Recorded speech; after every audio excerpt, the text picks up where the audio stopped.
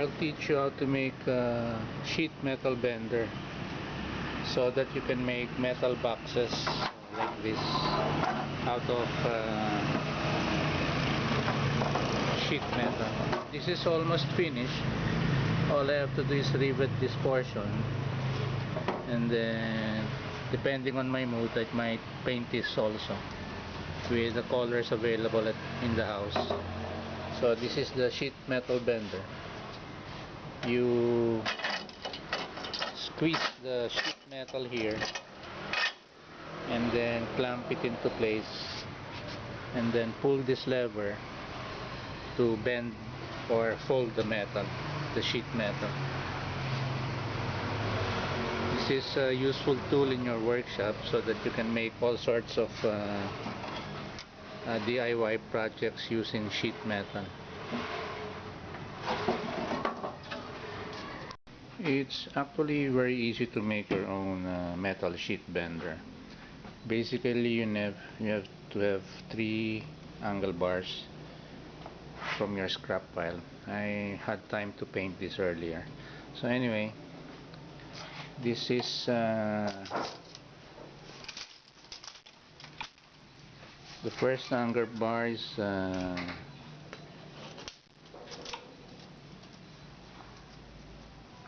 3 feet or about 35.5 inches. The second piece is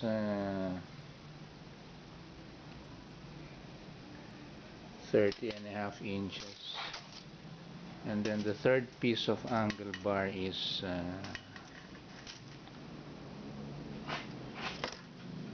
around 2 feet or 23.5 inches.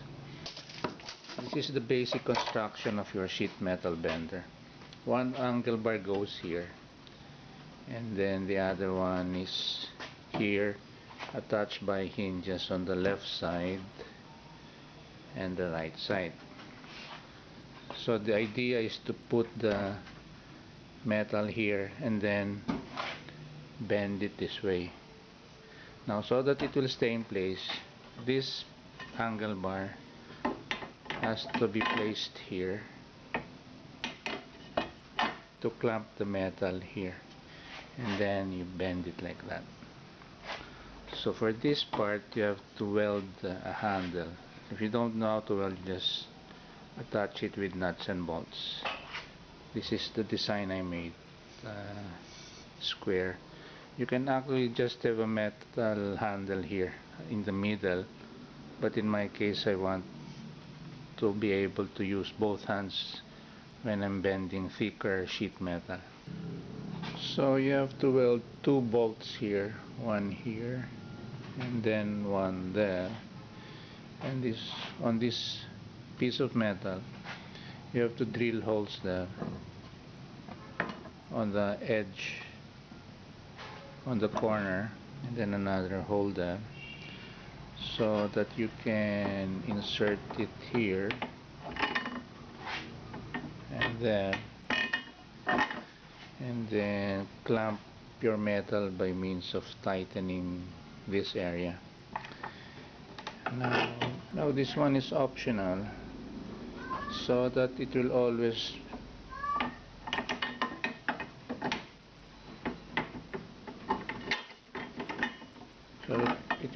have a space like that for easy insertion of sheet metal. You can place 2 springs here, one here and then one there. That's a spring, so that there will always be a gap.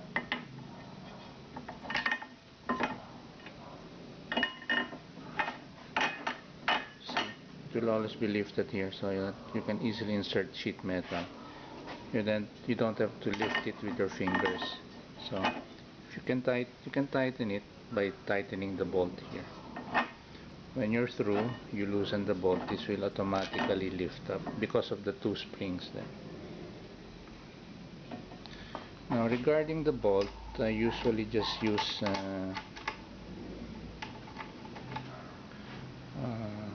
this one, my wrench, in tightening it, but later I want to weld the handle here so that I don't need to use this wrench. I just have, if there is a welded handle here, maybe a piece of big nail, so I just have to turn that. I don't have to use this, but I'll do that later. The advantage of having a sheet metal bender is that you can use tin cans to make into screw holders or screw containers. Just remove the top and bottom lids and then flatten it out by means of your fingers or rubber mallet, and then you can make your own metal boxes for your screws. This one is plastic, but it's too brittle. I'm irritated with plastic containers, so I intend to make boxes made of metal. Usually these containers cannot carry the weight of the screws. They crack and the screws fall on the floor. So if your container is metal, they are more durable. Now you can make a box with this at the bottom or with this portion at the bottom. Depends on what you want. So let's make a box now. First, after removing the lids of your paint can, you have to smoothen that portion because they are razor sharp. Smoothen them with your angle grinder with a flap disc, and then I'll show you how easy it is to make your own metal boxes for your gadgets or supplies or whatever project you have in mind.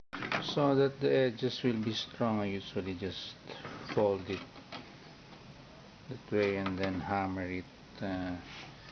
It's best to use a rubber mallet, but you can use ordinary hammer or steel metalworking hammer. This is carpenter's hammer, metalworking hammer with round striking edges. So bend it and then hammer the edge so that it will be strong. Don't forget to tighten the two bolts so that as you bend this thin metal won't get out of place.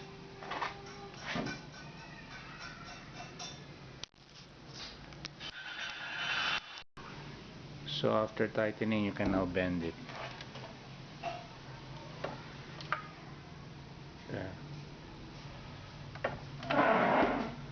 Do the same on the other side and then fold it using your hammer or rubber mallet.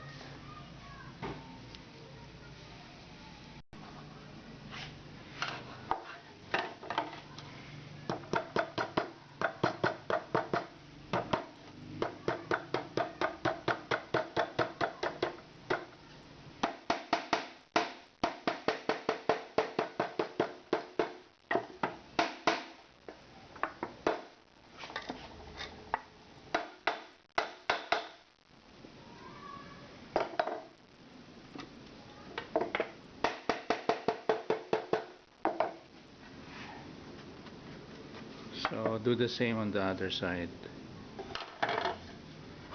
You flatten this.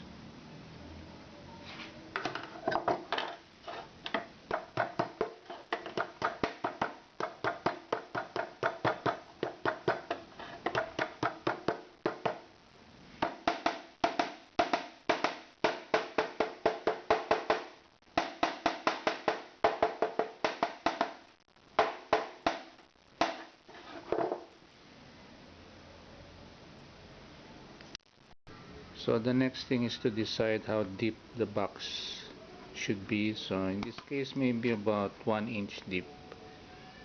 So here, put a line, put a line, put a line, and then fold it in your angle grinder. So just bend on the lines you made. There's a line here, there's a line here, and then across the, and then there. Just bend it to make the box.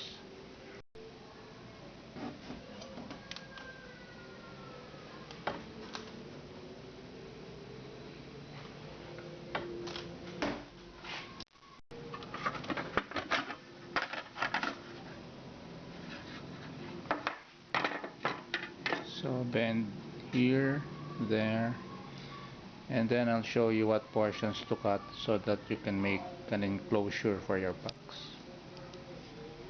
So cut this area from there to the corner of, to the intersection of the lines.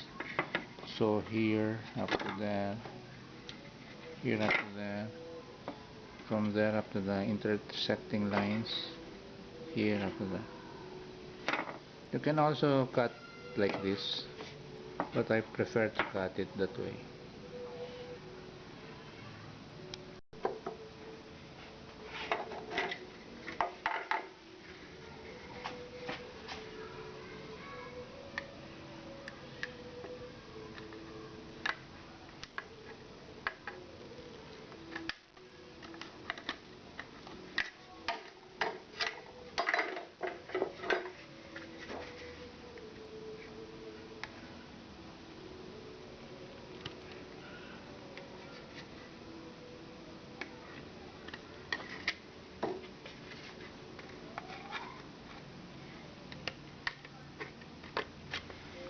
I like using aviation snips instead of ordinary GI cutter. This is nicer to use. There's a tough portion here, remember we folded this one, but it's like butter if you use this tool.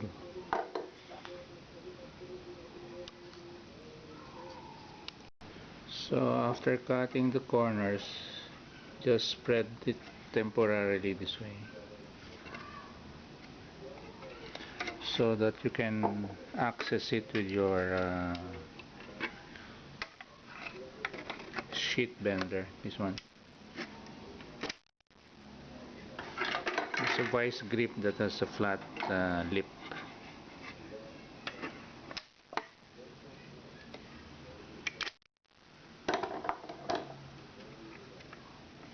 Then you have to fold this. Your fingers will be strong enough to do that, and then rivet it here, so you now have a box for your screws. So that it won't move while you're drilling holes for your rivets, you clamp it with your vice grip. So drill holes here, here, here, and here, and then place rivets so that it won't be opening. Some weld it, but if you use an arc welder here, you will just be destroying it with holes because it's too powerful, the welding machine. Maybe a MIG welder or TIG welder, but I don't have those kinds of welding machines.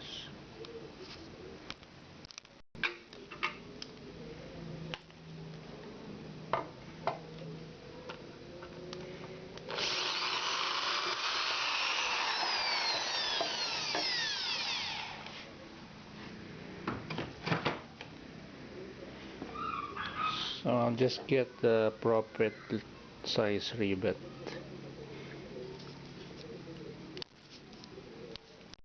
So you can use a 1/4 rivet or a 1/2 size rivet, meaning the length of the rivet. So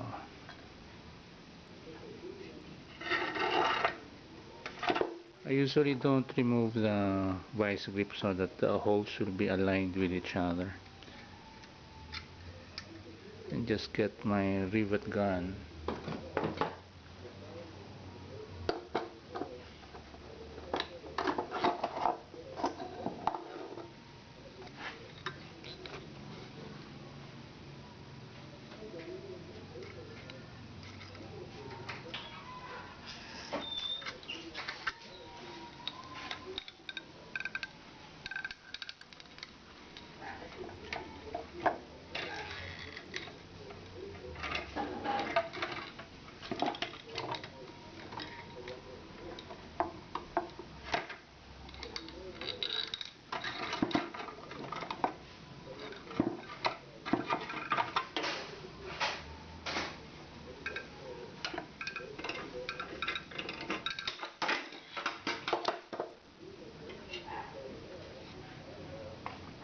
So there, the rivet is already in place. So you now can remove your vice grip. So there. So one down, three to go. So there, I've placed the rivets in the four corners. So the box is now complete. The advantage of recycling an old paint can is that it's already painted. Because if this is bare metal, it will eventually get rusted. But since there is already paint, you don't have to paint the bare metal here. There's already ready-made paint. So instead of throwing this away, you can make this into a seedling container or boxes for your screws or small objects in your workshop. Okay, time for coffee. Oh yeah, this is the dirty hands of a DIYer. If you're a DIYer, your hands are usually this dirty or much dirtier. So as you can see, having your own sheet metal bender is very handy in your workshop. The reason I decided to make my own metal boxes is that I bought these expensive plastic containers and look at what happens to them in time. They get brittle and they crack, so my screws kept on falling when I'm carrying this. So this also one is same brand, expensive, but it cracks here. So my screws kept on falling on this portion. So with this metal container, I won't have this problem of cracking plastic containers. Of course, I have to make a bigger one, maybe use GI sheets and then figure out how to make partitions for my different screws that I use in my DIY projects. This one I think is from a takeout food store. I ran out of containers, so I converted this one. But now I have my sheet metal bender. I can make all sorts of metal boxes using this.